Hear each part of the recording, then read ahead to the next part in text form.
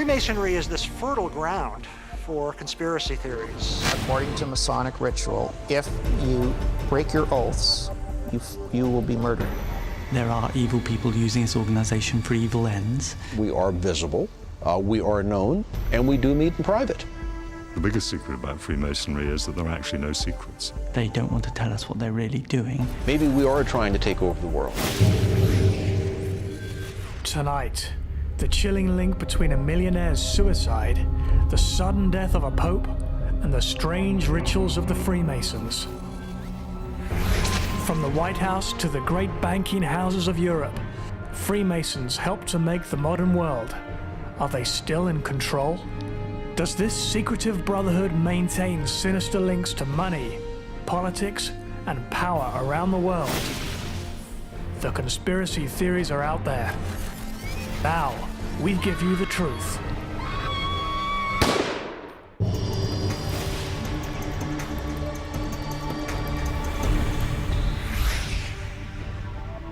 They are the world's oldest, largest, and the most mysterious brotherhood. 5 million Freemasons who meet behind closed doors in lodges around the world, performing secret rituals and forging secret bonds. A fraternity that is fertile ground for rumors of conspiracy and evil. My name's Ian Markham, and I'm not a Freemason. A lot of the people I talk to are into conspiracy theories. In fact, most of us have conspiracy theory potential. The conspiracy theory you find most attractive says something quite deep-seated about your underlying worldview. I'm John Hamill, and I'm a Freemason. I think there is something in human nature that likes a mystery. I find conspiracy theory fun, despite the fact that I spend a lot of time arguing against it and arguing against the conspiracy theories that come out relating to Freemasonry. It's as basic as people mistrust what they don't know about. You may think of the Masons as the lodge your grandfather joined with his army buddies, but for 300 years, the Masons have been suspected of everything from political conspiracy to first-degree murder. Early on a springtime morning in 1982, a London postal worker discovers a well-dressed gentleman hanging from Blackfriars Bridge. But when the police arrive, they quickly discover that this is no ordinary suicide, if it is suicide at all.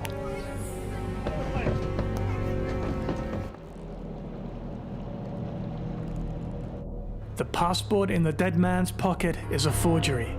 He's carrying $15,000 in cash, and stuffed down his trousers are 7 bricks. The dead man is Italian financier Roberto Calvi, aged 62.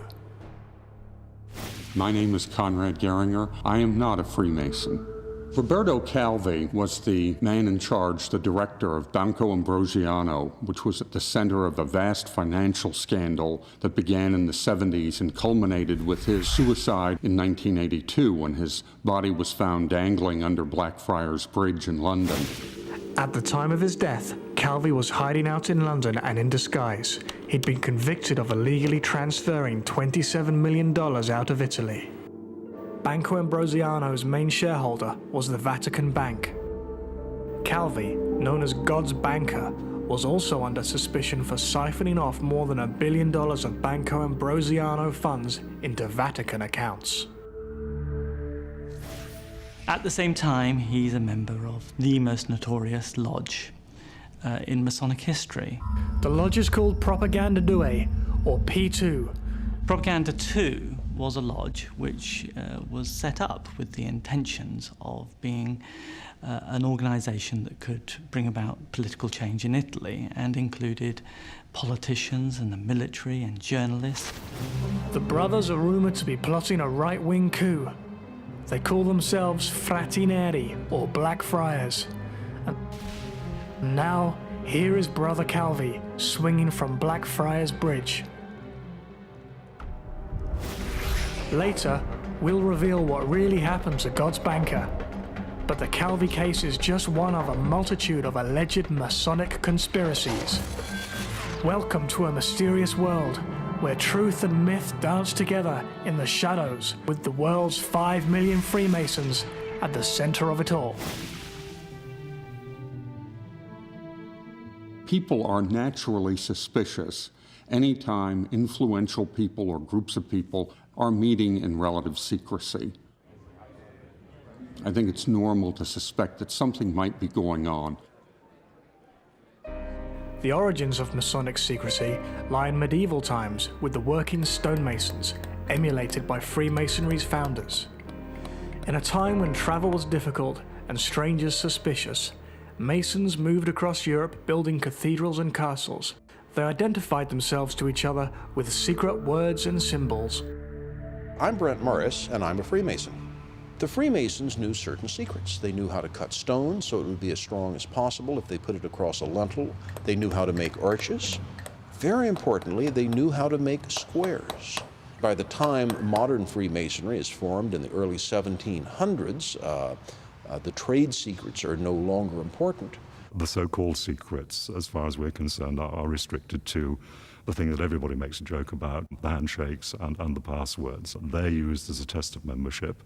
If I go to somewhere where I'm not known, I will be tested, and if I can produce the proofs, they're sort of like a Masonic pin number, if you like. But it becomes a very important symbol. Once you have become a Mason, you are entitled to be inside the closed door. You're entitled to be in the inner circle. Each lodge binds its members with bizarre initiation ceremonies that even the lodge down the street may not follow. While Freemasonry has no central authority, a myriad of branches and endless variations of rites and rituals, it does have a common goal: the attainment of secret knowledge. I'm Jim Mars, and I'm not a Mason. In man's prehistory, the gods handed down their knowledge of civilization to selected illumined ones, okay? And it was these illumined ones who carried on this knowledge, which became the underground stream of knowledge. We may never know what the secret knowledge is, but conspiracy theories abound that a handful of men who possess it ultimately rule the world. In 1776, in Bavaria, these Dark Lords formed a secret society called the Illuminati. The Bavarian Illuminati, which was a very subversive organization intent on totally toppling the royal thrones of Europe, as well as the church, through any means possible. Also in 1776, another radical group, America's Founding Fathers, were following Freemasons Benjamin Franklin and George Washington on a path to independence from the British King. They fared better than the Illuminati, who were outlawed by the King of Bavaria. But the Illuminati did not disappear. They were forced to go underground. Well, they rolled themselves into Freemasonry to continue this underground stream of knowledge that predates our written history. The survival of the Illuminati is a popular internet fantasy. Conjecture is that they still exist today in the guise of Freemasons, and that powerful men from George W. Bush to Bill Gates are among them. My name is Neil Bidnick, and I'm a Freemason who is a member of the Grand Lodge of the State of New York. People have always wondered what we were all about, and there is some mystery about it. We have, of course, very famous worldwide and nationalistic people like a George Washington, who was a member, a Lafayette, Steuben, Garibaldi from Italy, Simon Bolivar from South America. Masons were key players in the revolutions that made the modern world in America and France, Turkey and South America. All those people all had one thing in common: they were all Masons. So naturally, some sort of conspiracy theories would develop around them. But that was long ago. Could the conspiracy still be alive in the 20th century? I tell you, friends, we'll never be able to call this country our own until it's a country without. Without what? Without Negroes. Without alien foreigners. Without Catholics. Without Freemasons. You know these people. What's wrong with the Masons? I'm a Mason. Adolf Hitler certainly thought so. Hitler believed that Freemasons and Jews were entwined in conspiracy to control the world and to overthrow him. As a secretive society, the Masons were vulnerable to suspicion. You had this group of people that was international in scope, regulating themselves, communicating with each other across state borders. I think it would be very easy to feel that that would be a threat to some sort of autocratic power. Even before he seizes power, Hitler writes an essay condemning Freemasonry, yet he proclaims that his own Nazi party should emulate their use of rituals, symbols, and oaths. The Nazis organized exhibits featuring materials looted from lodges across Germany, twisted to implicate a Jewish Masonic threat to the Aryan master race. And on the infamous Kristallnacht in 1938, organized crowds chant "Death to Jews and Freemasons," a cry that proves tragically true. There's a lot of hostility to Freemasonry. Hitler sent almost 200,000 Freemasons to death camps simply for being Freemasons. In more recent times, the 1988 Covenant of the Islamist Resistance Movement, Hamas, claims that Freemasonry, like the Lions and Rotary Clubs, are part of the same secret society, cells of saboteurs founded as part of a Zionist plot to control the world. It also vows to obliterate them. After the break, a secret ceremony that goes tragically wrong.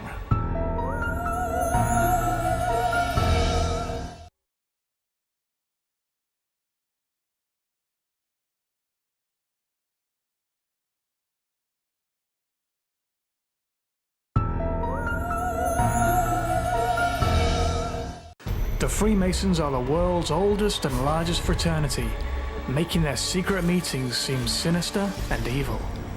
People had got into their heads, we've never really been able to discover why, that we are this conspiracy who are trying to run the world. In the 21st century, it takes just 7 men to make a Masonic lodge, 1 million to make a movement, but only 1 webmaster to spread a conspiracy theory around the world. My name is KRP McNeil Smith, and I am not a member of a lodge of free and accepted Masons. How many members in the police department in the senior ranks are Masons? And how many members at City Hall are Masons? What are they doing? Who gets awarded contracts? What is going on in the background? They're cutting corners. They're favoring each other. They basically think they made the country, it's theirs, and they're above government.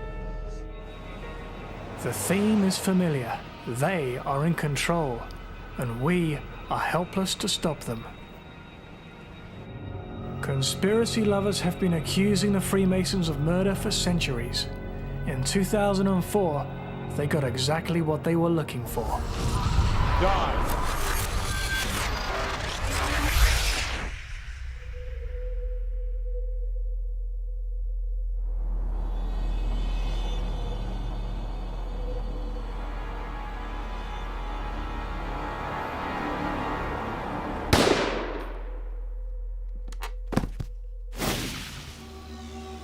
It happened here, New York.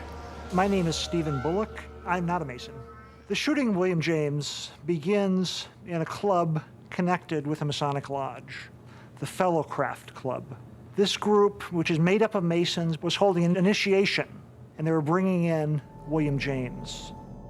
At one stage, the newcomer was asked to stand near a shelf stacked with cans. James had gone through most of the initiation process, and he had come to the point where there was going to be a mock shooting, which a member of the club was going to pull out a gun, shoot blanks, and then some cans next to the initiate were to be knocked over by someone next to the cans. The gun was supposed to fire blanks, and the cans would come crashing down. But the 76-year-old who fired it was packing real heat as well. What happened tragically was that the person with the gun reached in his pocket, pulled out a loaded gun rather than the actual gun with the blanks in it.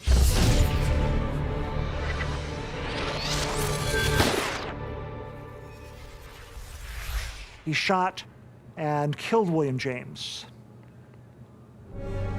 Critics of Freemasonry finally had their smoking gun. The brothers' claims of an accidental murder with no connection to legitimate Masonry satisfied the police, but professional unbelievers had a field day. Suddenly you have this kind of sensational case. For the Freemasons of New York, this is a kind of awful situation. The headline in the papers over here was "Mason shot in initiation ceremony." There's been so much outlandish stuff written and spoken about Freemasonry. The tendency was to immediately believe simply shooting Freemason Masonic building, somebody was shot during an initiation ceremony. The Fellowcraft Club is connected with the lodge, meets in the lodge building, but yet is not actually part of the lodge. It's a voluntary organization that in a way created its own rules, its own rituals, and to a great extent, its own membership policies.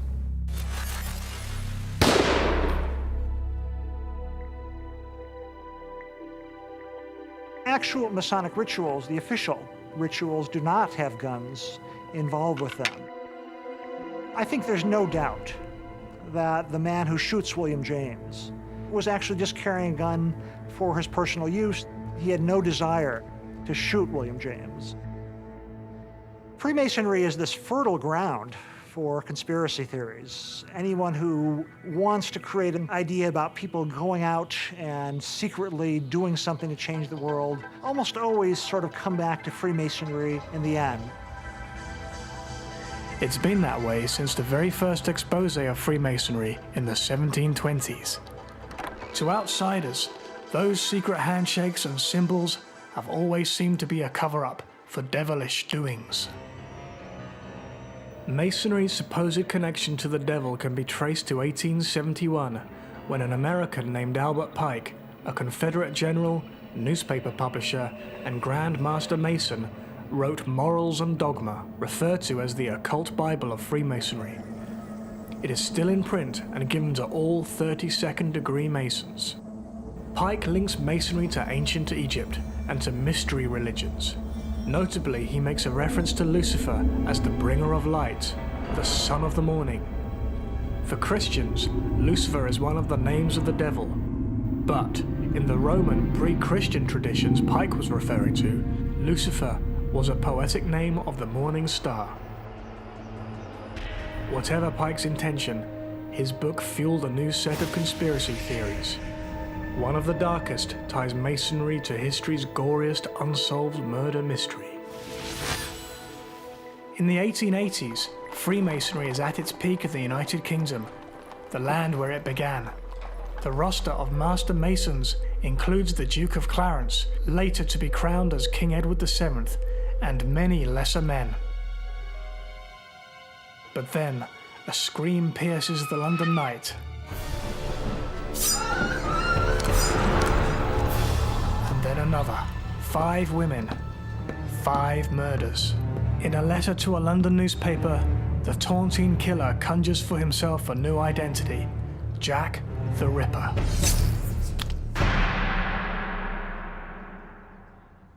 My name's Philip Hutchinson. I'm a Jack the Ripper historian and tour guide around the streets of the East End.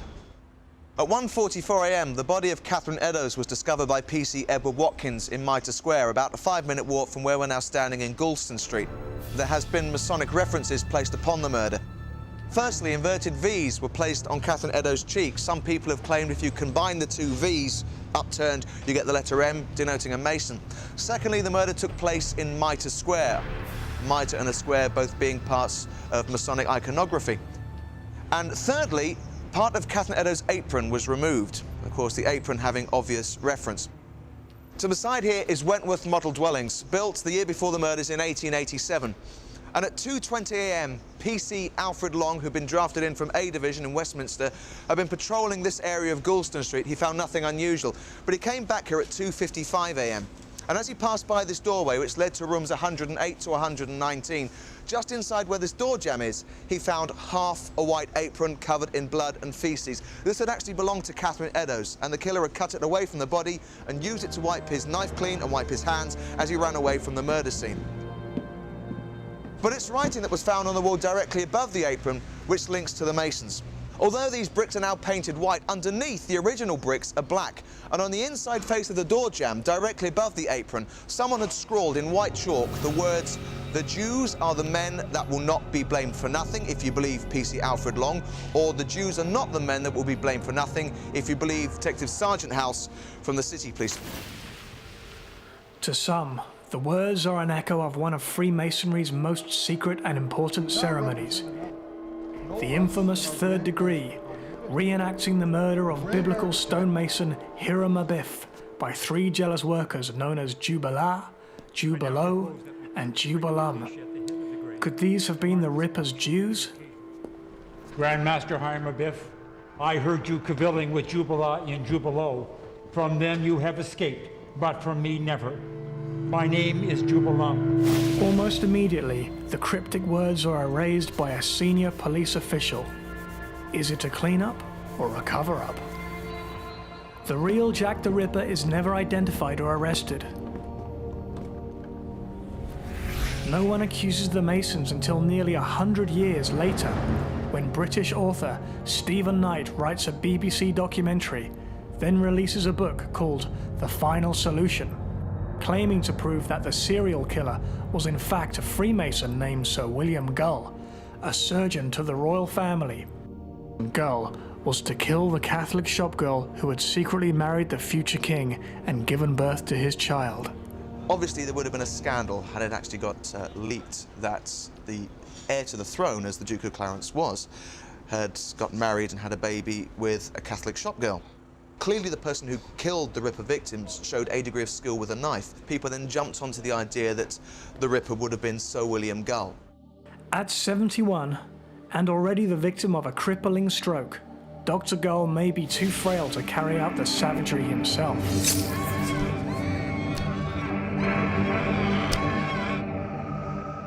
But his role in a palace cover-up of a real royal killer tantalizes writers and filmmakers. Since the Stephen Knight book, that even ripperologists themselves, apart from the lunatic fringe in the ripperologists, accept that it is a conspiracy theory, that there is no historical fact in it. Freemasonry is something that is so covered in myth and ritual and mystery and lack of knowledge by the common man, and so people think if they can link Freemasonry to it, that's going to explain things because they don't know about Freemasonry. Therefore, because they don't know about Jack the Ripper, everything fits together and they can put it down to that without having to delve further into the human psyche. Coming up, the irrefutable Masonic link to the deadly conspiracy that destroyed God's banker.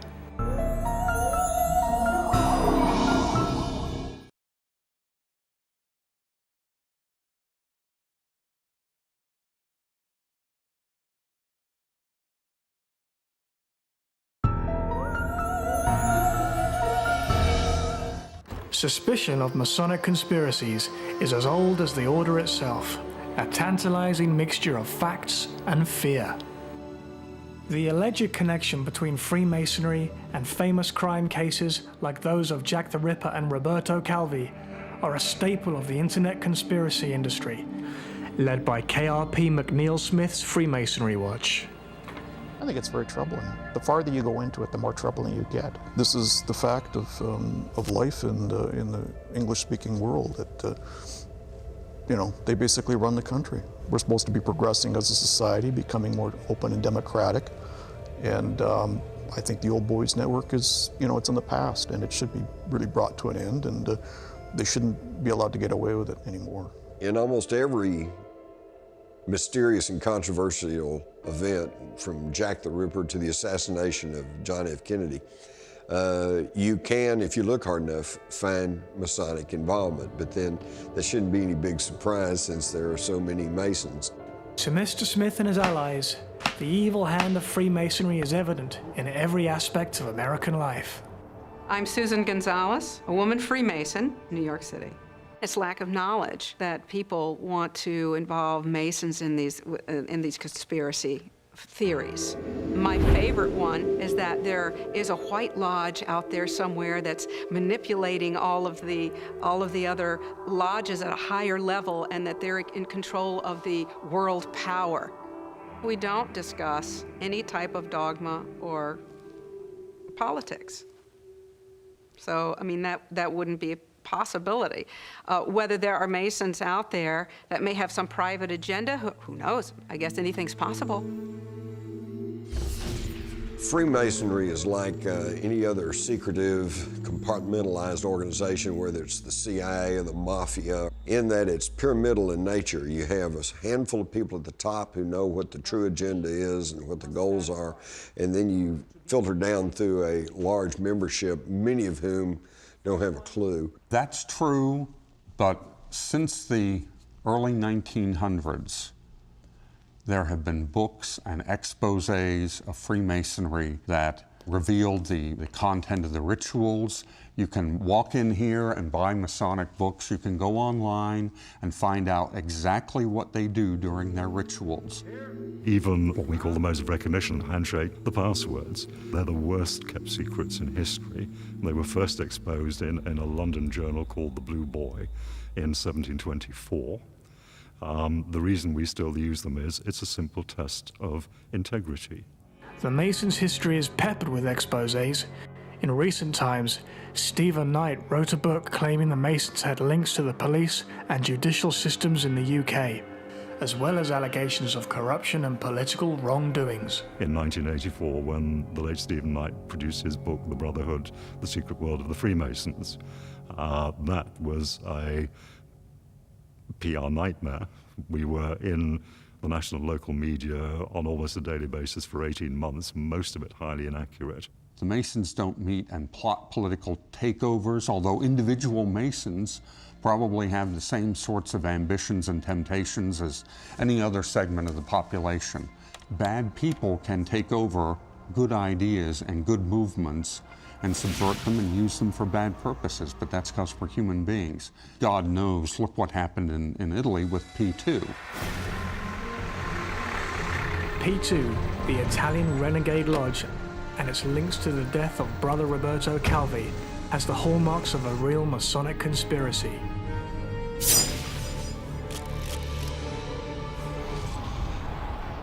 "25 years later, Calvi's son Carlo still remembers the events surrounding his father's apparent suicide. The Calvi family had fled Italy in fear of their lives. Carlo's mother was waiting to hear from his father, who had traveled to London under a false identity. We were in Washington, and she received a call from her brother that in the middle of the night that informed that the body had been found in the river. He was supposed to call on that date. He obviously missed the phone call.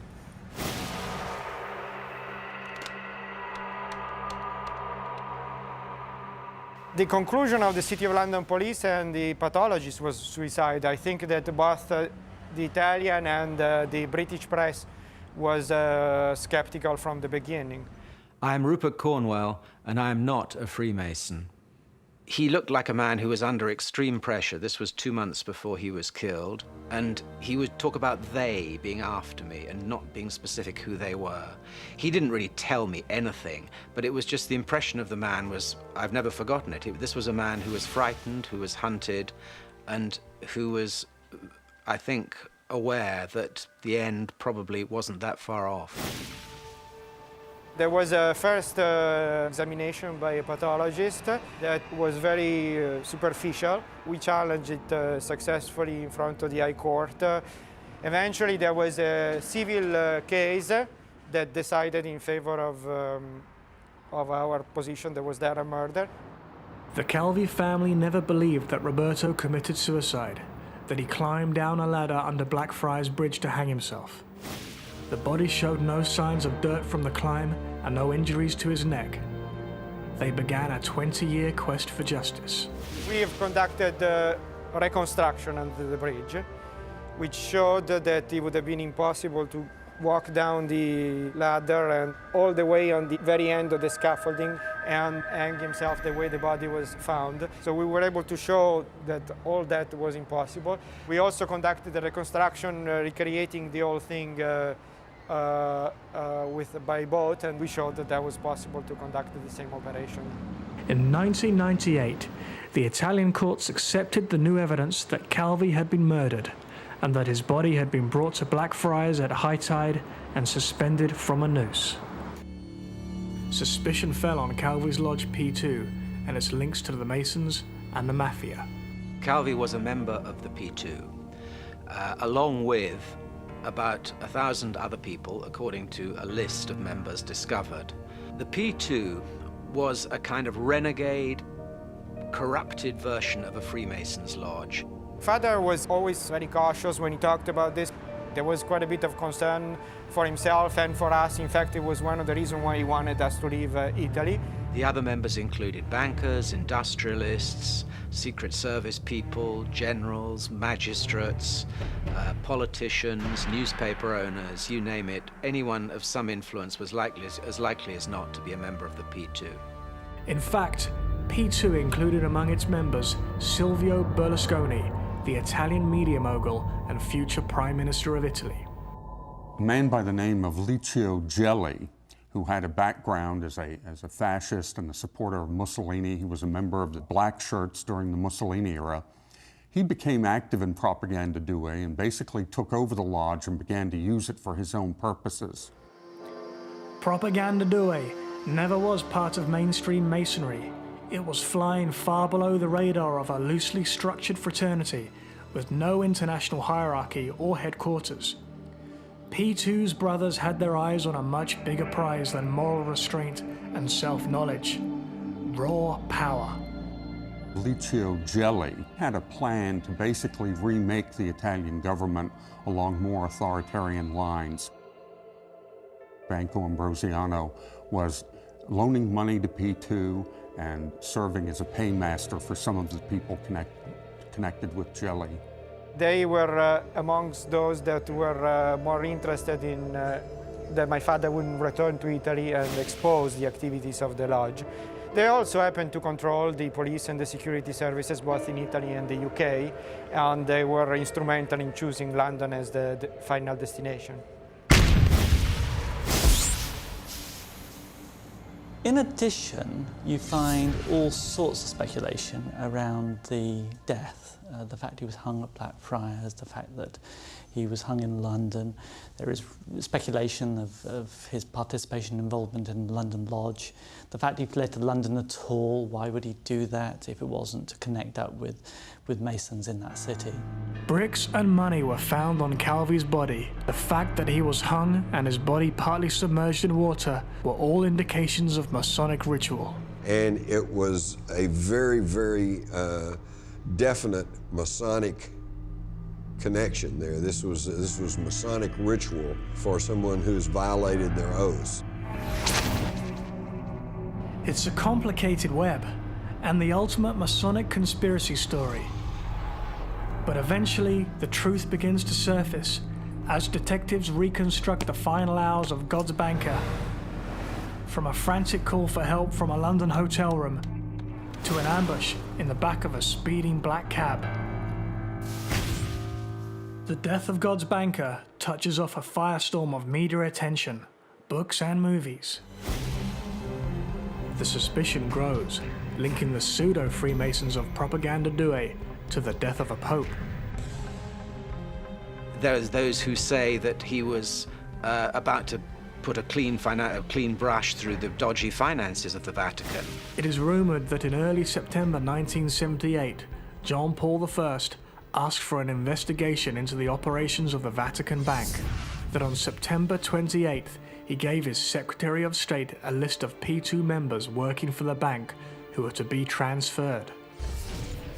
On September the 29th, only 33 days after his coronation, the Pope dies suddenly.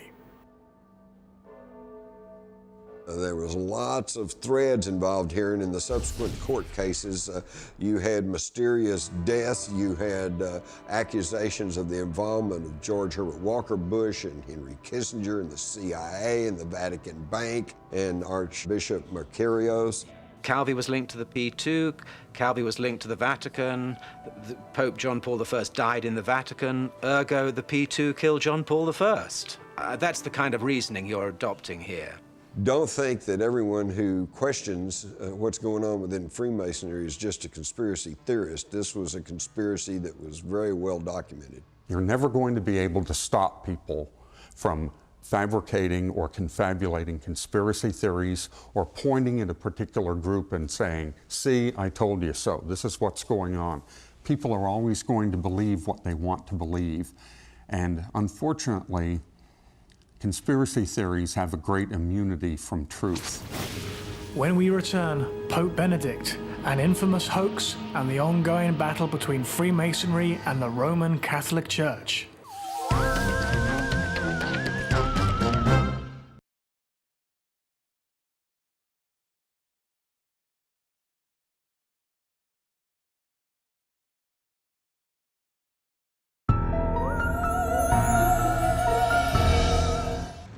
Later, we'll reveal the truth about the deaths of Roberto Calvi and Pope John Paul I.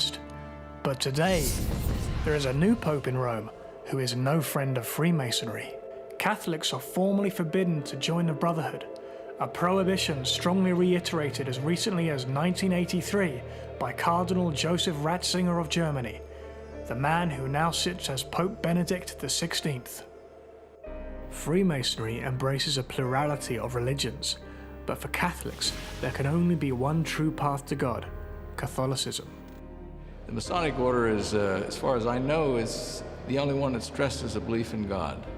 On the altar, you'll find the holy books of every great world religion for the purpose of that you ask a man if he believes in a greater power, a power that's larger than himself. It asks one simple religious question to any man who joins. Do you believe in the God who created the universe? Or do you believe in God, or do you believe in the supreme architect of the universe? All interchangeable terms.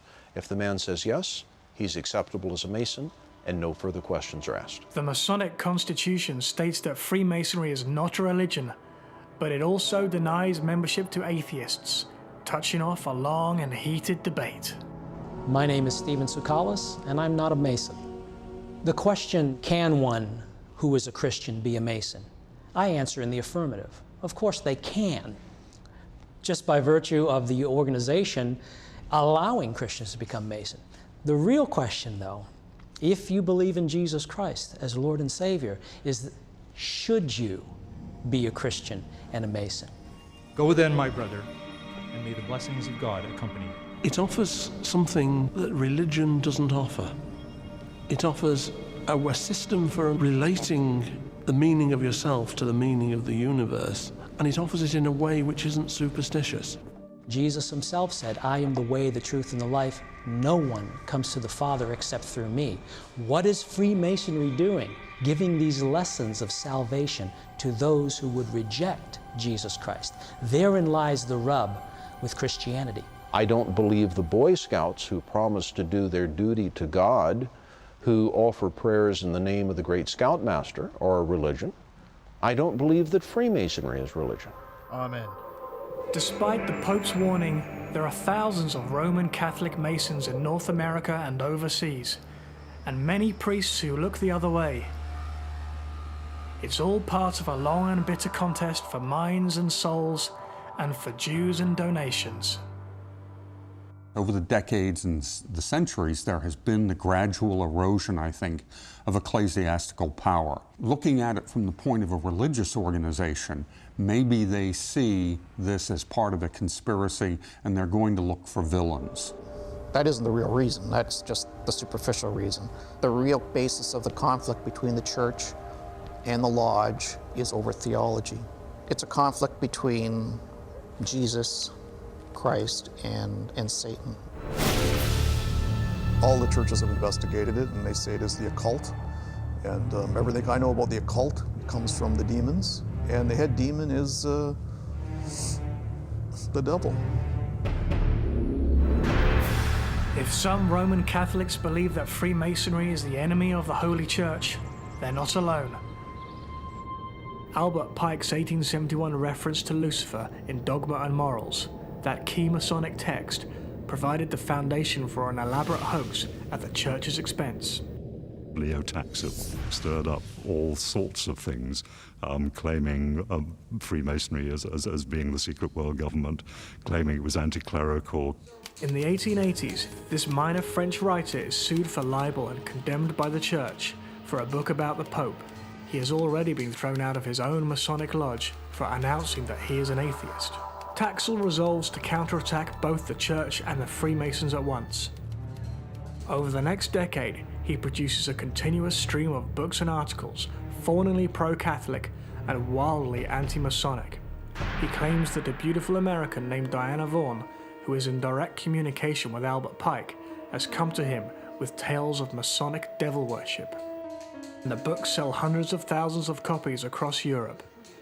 The mysterious Miss Vaughan never appears in public, making Taxil's tales seem even more haunting and fiendish. Then when everybody started to investigate it, held a public meeting and said, sorry guys, I was having you on. Taxil reveals that the books, the devil-worshipping Masons, are all part of an elaborate and profitable hoax, and Diana Vaughan may in fact have been a complete fabrication.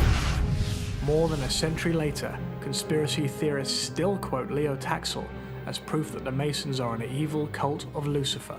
Books that tell the truth don't sell. Conspiracy theory writers make millions, and it's been going on for a long time. So the circle remains unbroken. The accusations fail to destroy the Masonic movement, and the Masonic movement is unable to stop the flood of accusations. There has been this long tradition of Freemasonry being involved in conspiracy theory. And not a lot has been done until relatively recently to try and show the other side. Most of the time, the Masons are believed and the world moves on. But then comes a case like God's banker, Roberto Calvi.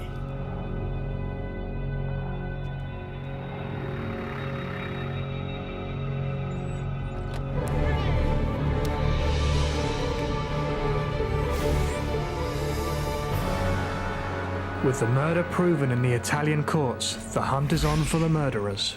In 2005, 3 mafia henchmen and 1 woman go on trial at a maximum security prison in Rome on charges of arranging Calvi's murder.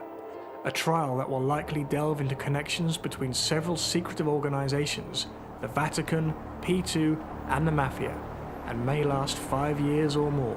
When the scandal of P2 and Ambrosiano was unveiled, it looked like P2 was a state within the state, but then if you move to today, maybe just simply the state. That is that the infiltration has become so extensive that you don't distinguish the interest group from the institutions. Freemasonry is not a political movement, but I think that generally its ideals would find such an arrangement abhorrent. You have to remember that Mussolini and Hitler were among the main dictators who banned Freemasonry and locked up its leaders and prohibited the lodges from meeting. Slowly, the truth has begun to emerge about the unsanctioned Masonic lodge called P2, about Vatican millions and mafia debts, the quicksand of secrecy, crime, and vengeance that swallowed Roberto Calvi and left his body to hang from Blackfriars Bridge. The connection between the Banco Ambrosiano scandal and Freemasonry is very, very peripheral. There were individuals involved who happened to be Freemasons.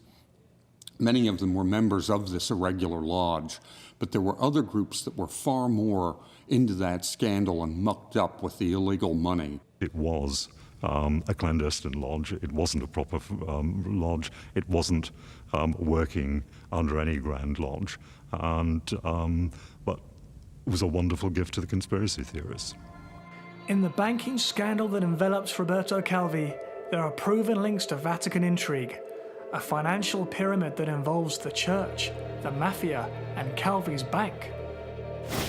The death of John Paul I comes just as the scandal breaks, but despite shoddy medical work and a suspiciously hasty embalming, there is no evidence to support the conspiracists' claim that the pontiff was poisoned.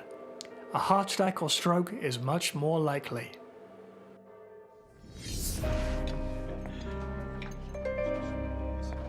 When a group of London gentlemen gathered at a pub called the Goose and Gridiron in 1717 and established the modern Freemasonic movement, their intention was to build a new sort of temple, a place where men of intelligence and leisure could explore the meaning of life without the burden of religion.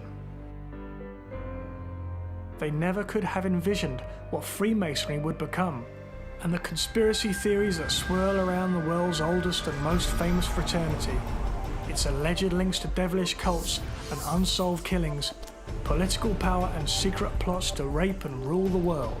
Masons have been denying these far-fetched claims of evildoing for 300 years with little or no effect. One problem for Freemasonry is that given it's a secret society, then of course you're searching for clues about the true nature of that society. We hadn't denied anything in the past, and we hadn't engaged with the media, and it became a sort of knee-jerk reaction that if something went wrong, oh, it'll be the Freemasons behind it. Taken one by one, Masonic conspiracy theories crumble into dust. A Masonic connection to Jack the Ripper was first made 90 years after the murders in a TV program and a book. The most likely explanation of Pope John Paul I's death remains natural causes, not a cup of poison brewed by a master Mason. William James, accidentally shot to death inside a Masonic hall, was not involved in a mainstream Masonic initiation. And the most likely scenario is that Roberto Calvi was murdered by the Mafia, not his brother Masons. But take all the allegations together and they reveal a key trait of the human soul, a deep-rooted need to organize and explain events beyond our comprehension.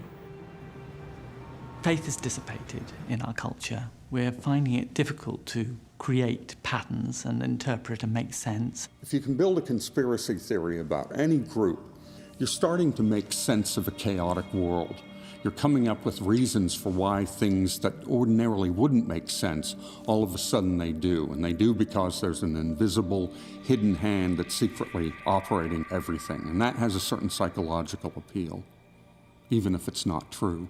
Freemasonry should be far more open about its purposes and its objectives, because if it doesn't, it's not going to be able to continue with its teaching, and its teachings are worth continuing. Freemasonry's ideals of morality and self-discipline are undeniably virtuous, and through its quest for self-knowledge, the Brotherhood seeks to make good men better. While conspiracy theories of the most dastardly kind have not been proven, it is fair to wonder if, in some cases, Masonry has also helped to make bad men worse.